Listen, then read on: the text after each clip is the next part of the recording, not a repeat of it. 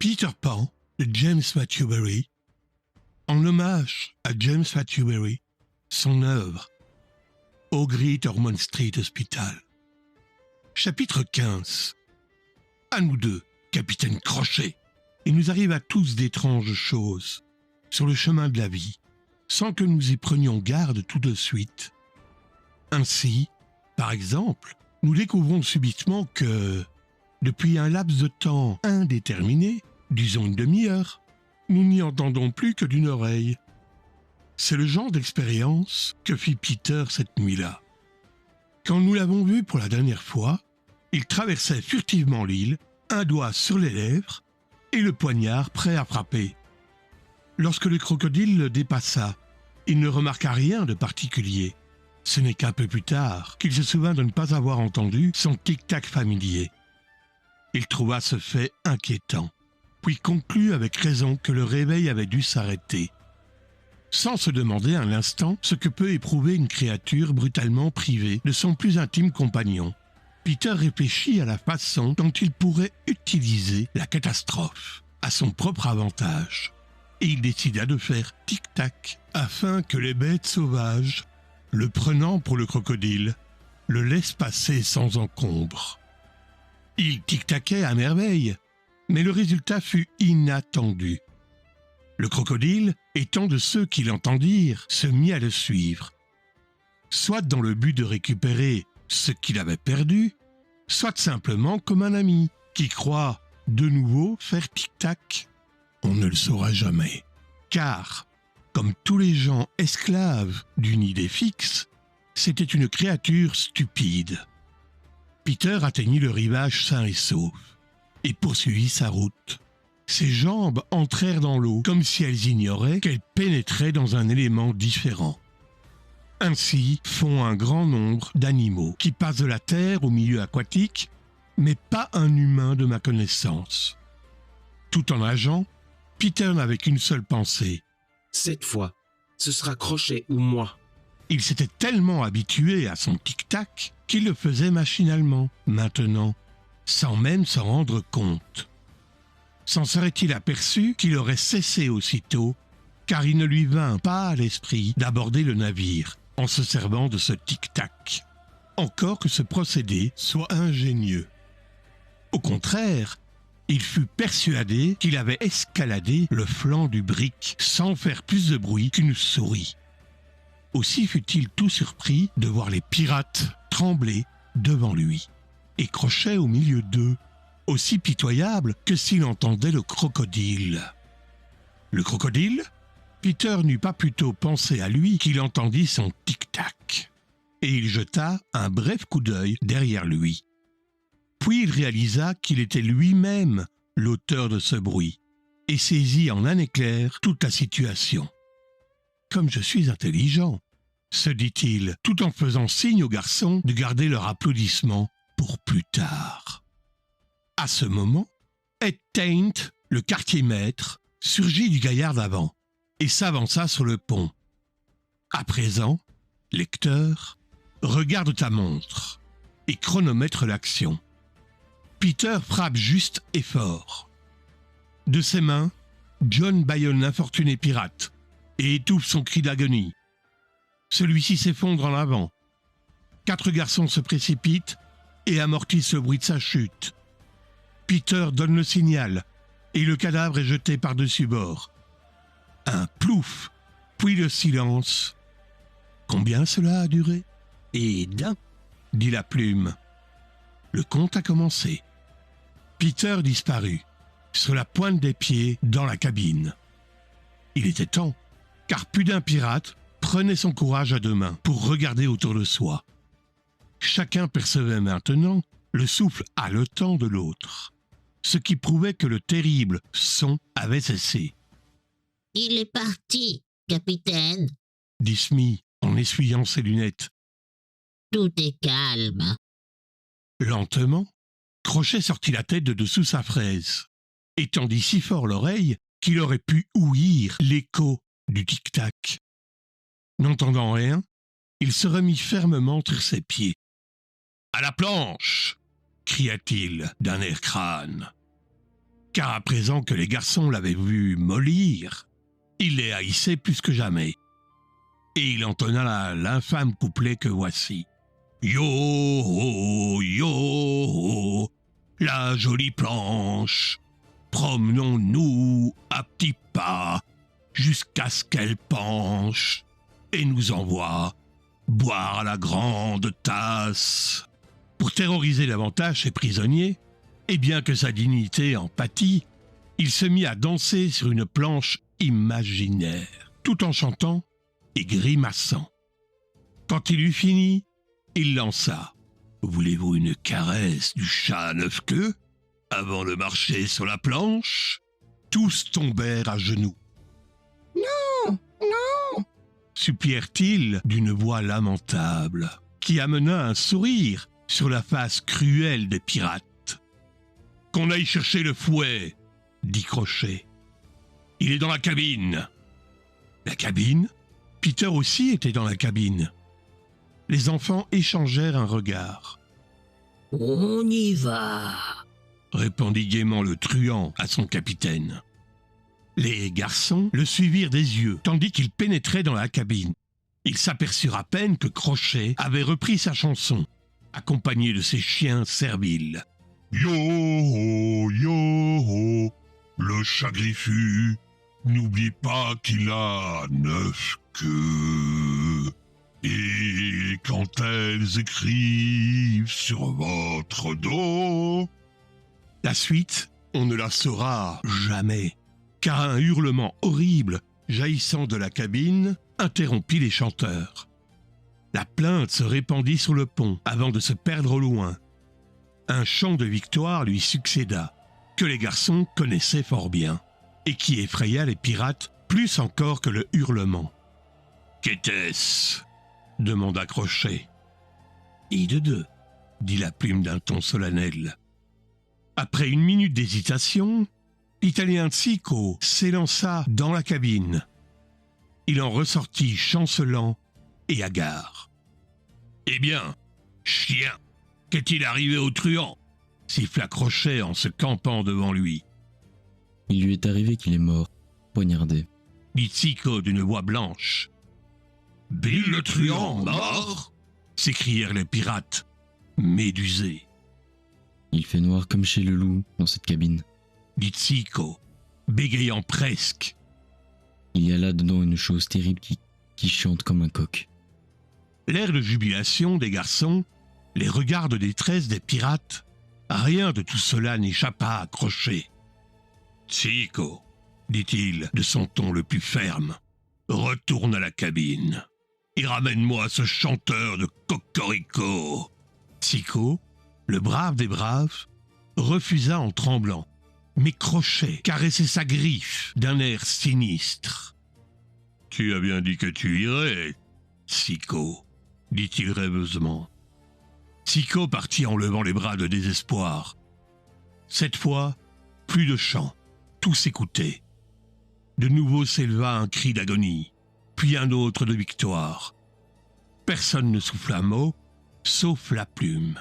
« Et de trois, dit-il. D'un geste, Crochet rassembla ses troupes. « Stupide rançor, tonna-t-il. Lequel d'entre vous va me ramener ce pousseur de cocorico ?» Attendez que Zico soit revenu, ronchonna Starkey, et les autres se rangèrent à son avis. « Il m'a semblé que tu te portais volontaire, Starkey, dit Crochet sans cesser de caresser sa griffe. « Par tous les diables, non !» s'écria Starkey. « Ma griffe pense le contraire, » dit Crochet en s'avançant vers lui. « Je me demande, Starkey, s'il ne serait pas plus sage, de ta part, de ménager son humeur. »« Plutôt me faire pendre que d'entrer là-dedans, » s'obstina Starkey, soutenu une fois de plus par l'équipage. « Une mutinerie ?» demanda Crochet, plus aimable que jamais. « Et Starkey mène le bal !»« Pitié, capitaine !» gémit Starkey, tremblant des pieds à la tête. « Serrons-nous la main, Starkey !» répondit Crochet en tendant sa griffe. Du regard, Starkey chercha du renfort parmi ses camarades, mais tous l'abandonnaient. Il recula. Crochet marchait devant lui, la fameuse lueur rouge allumée dans ses prunelles. Avec un cri de désespoir, le pirate enjamba le canon et se précipita dans la mer. « À présent ?» demanda poliment Crochet. « Un autre gentleman désire-t-il se mutiner ?» Il saisit une lanterne et brandissant son crochet d'un air menaçant, « J'irai moi-même chercher cet animal !» dit-il. Et il entra résolument dans la cabine. Et de 5 ! Oh, comme la plume trépignait d'impatience. Il s'humecta les lèvres pour être prêt à le dire, mais Crochet ressortit de la cabine en titubant, et sans sa lanterne. « Quelque chose a soufflé la flamme, » dit-il d'une voix mal assurée. « Quelque chose !» répéta Mullins. « Et c'est quoi ?» demanda Platnouille. « Aussi mort que le truand !» répondit brièvement Crochet. Son peu d'empressement à retourner dans la cabine impressionna défavorablement l'équipage, et de nouveaux appels à la mutinerie s'élevèrent. Tous les pirates sont superstitieux, et Cookson observa. On dit que le signe le plus sûr pour reconnaître un bateau maudit, c'est quand il y a à bord une personne de plus qu'on n'en peut compter. J'ai entendu dire Marmonna Mullins. Qu'ils hantent toujours les bateaux pirates près de leur fin. Avait-il une queue, capitaine? On dit que quand il vient, Ajouta un troisième, avec un regard de haine pour Crochet. il prend l'apparence du plus méchant des hommes qui se trouvent à bord. Avait-il un crochet?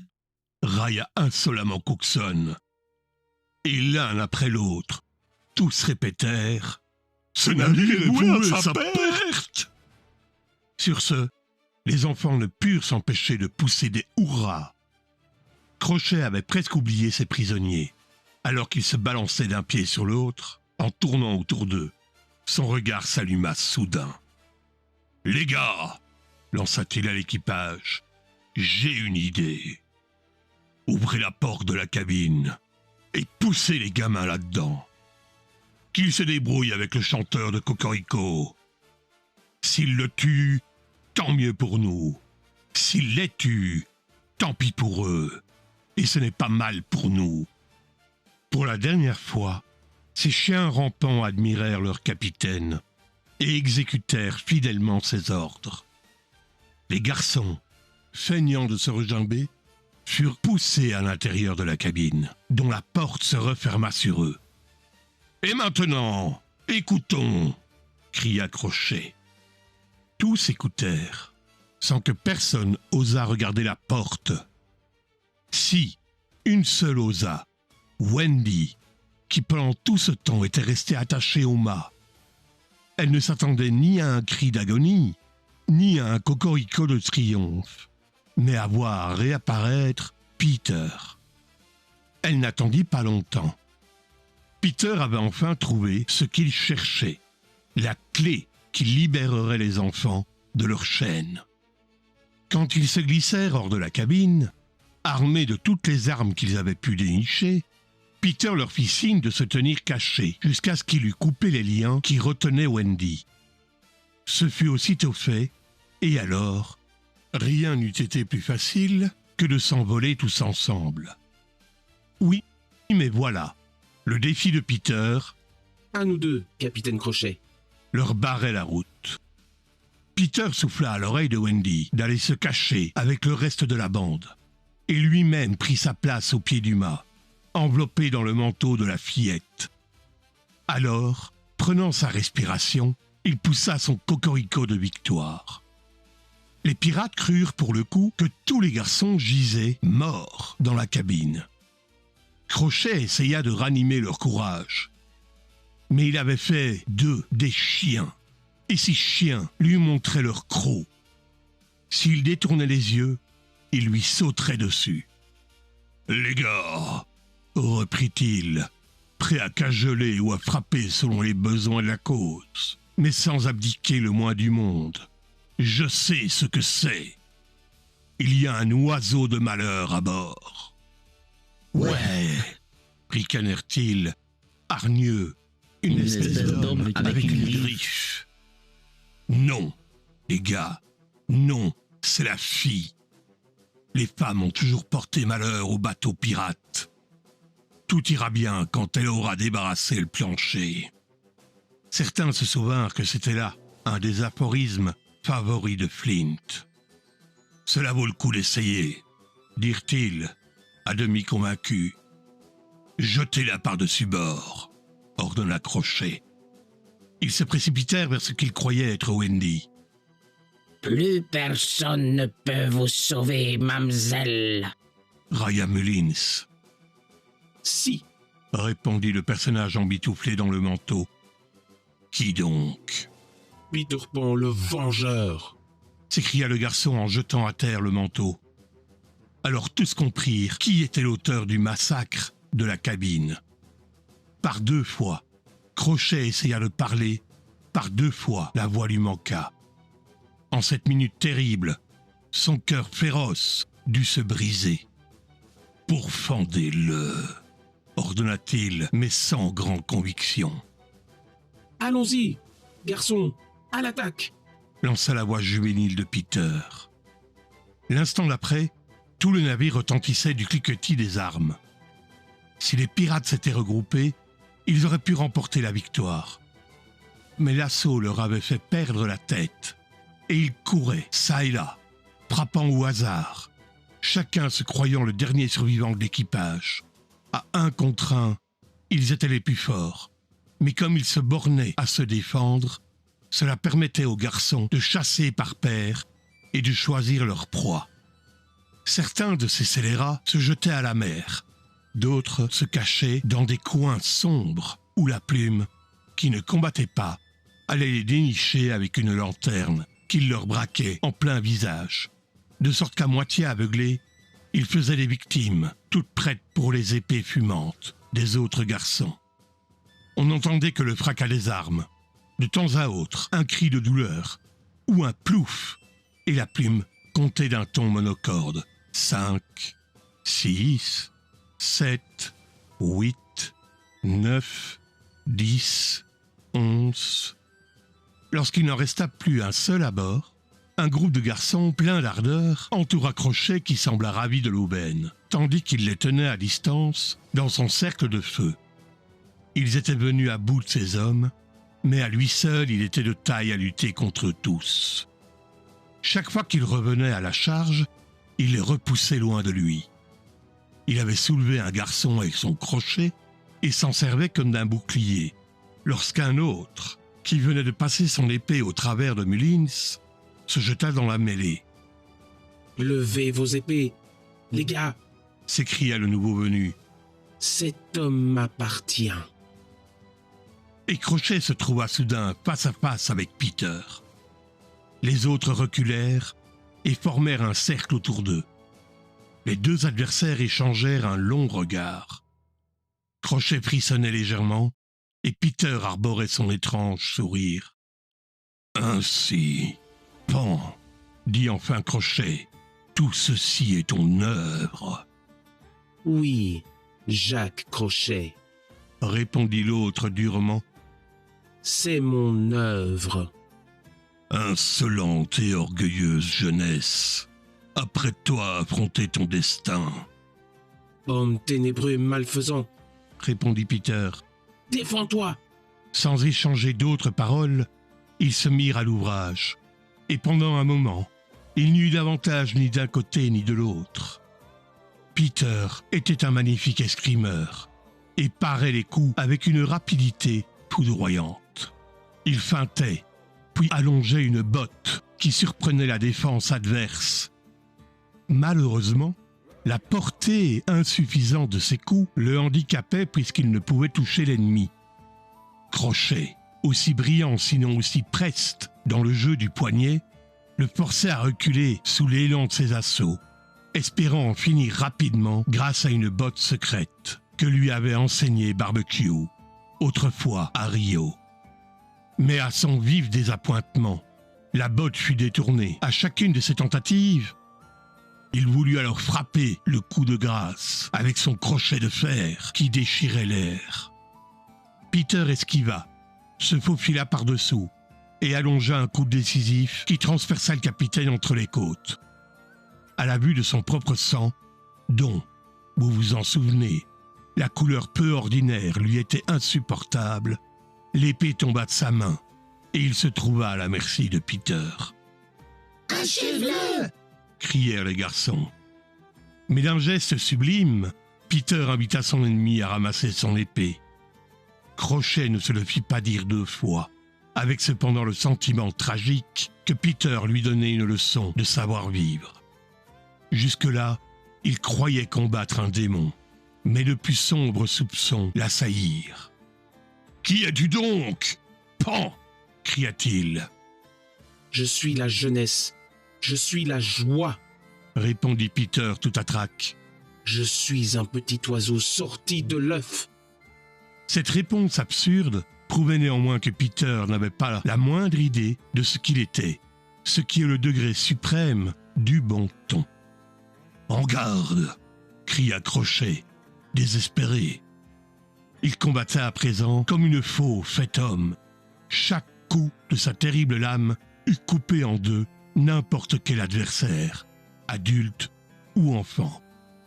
Mais Peter voltigeait autour de lui, comme si le vent des épées fendant l'air le chassait hors de la zone de danger.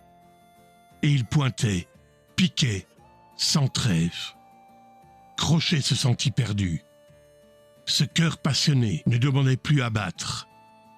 Il ne sollicitait plus qu'une faveur avant de se glacer pour toujours. Voir Peter commettre une vilainie. Abandonnant la lutte, il se rua vers la soute aux munitions et y mit le feu. « Dans 2 minutes, s'écria-t-il, le bateau explosera. Pour le coup, le naturel va revenir au galop, présumait-il. Mais Peter sortit de la soute, tenant la mèche enflammée dans ses mains, et la jeta par-dessus bord.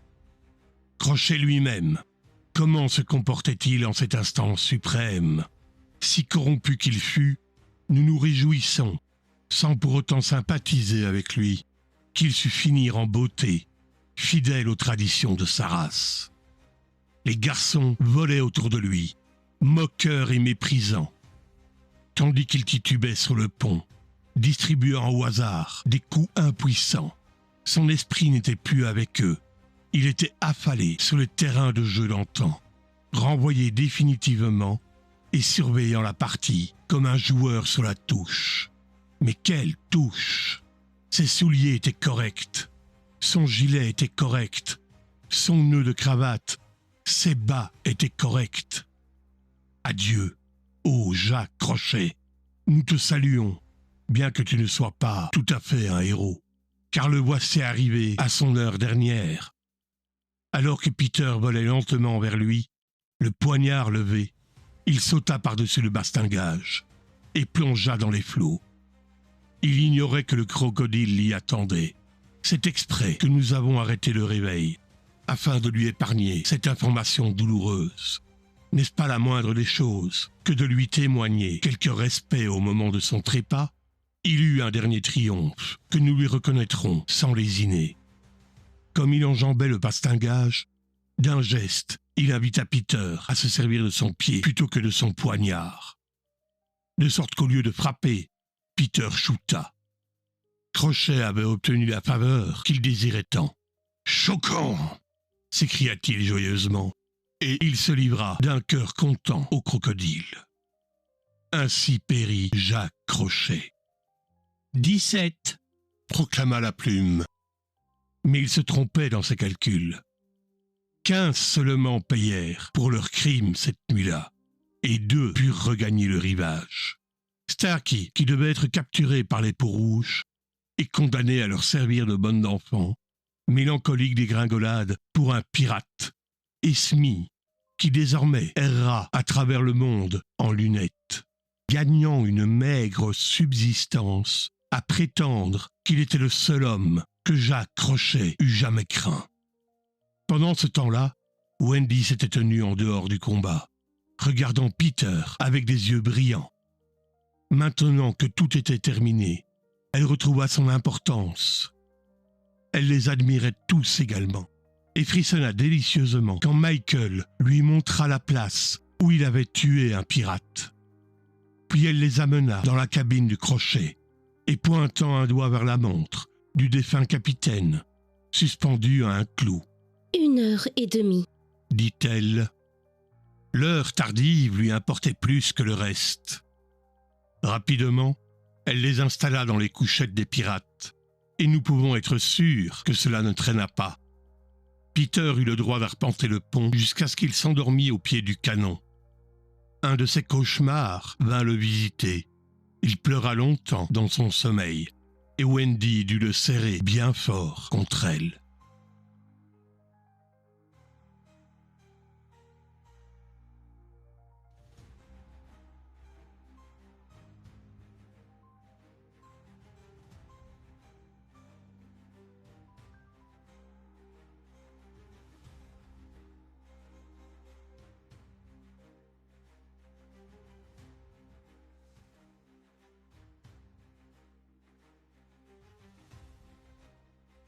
Activez les cloches, déposez votre seau, votre like et le charbon de nos chaudières.